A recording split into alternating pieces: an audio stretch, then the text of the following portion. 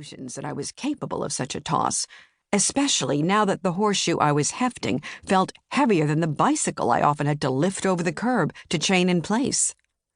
"You can do it, Jess," Babs assured me, upbeat as ever. Her rosy voice made for a fitting match with her appearance. She had a head full of red curls that framed flawless, smooth skin that looked as though it belonged in a skilled artist's portrait. And her trim, athletic figure hadn't changed an ounce in the 9 years I'd known her, as she looked more like someone who rode horses than tossed their shoes.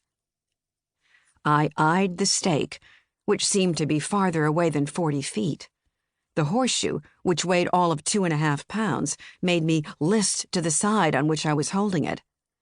I drew a deep breath and glanced at Tim and Brad, whose bemused expressions reflected confidence in their victory.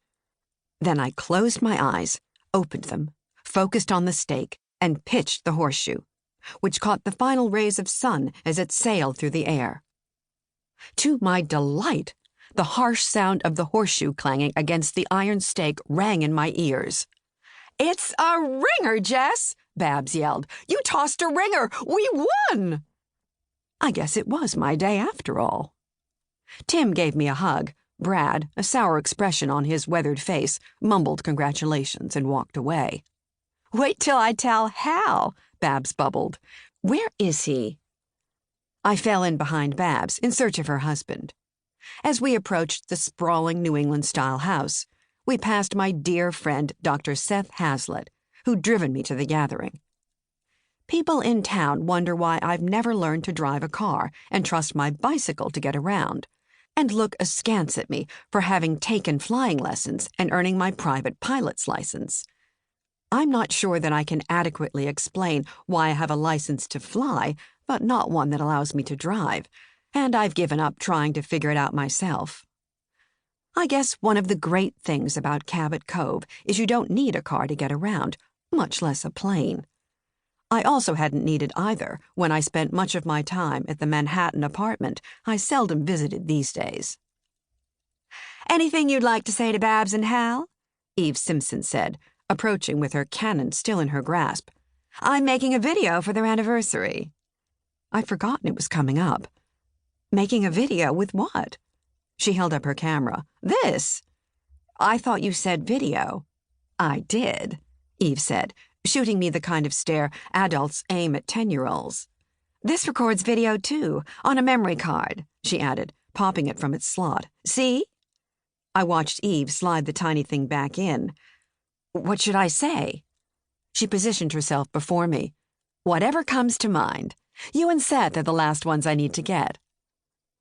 I remembered Eve spending the party circulating through the crowd with the camera dangling from her neck, mining for gossip, I thought, but now I realized her intentions had been considerably more hospitable.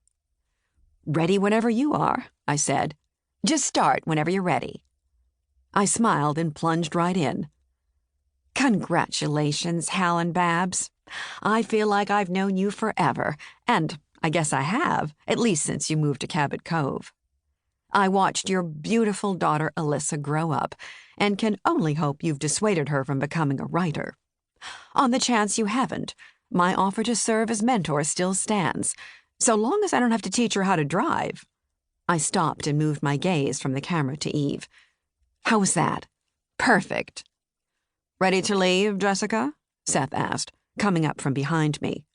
"Sure, but you need to record a video for Eve first, congratulating Babs and Hal on their anniversary." "Yeah, sure thing. But where's the camera?" Eve had begun to launch into her explanation anew when her eyes widened at the sight of someone passing between us and the entrance to the kitchen. "My God, do you know who that is?"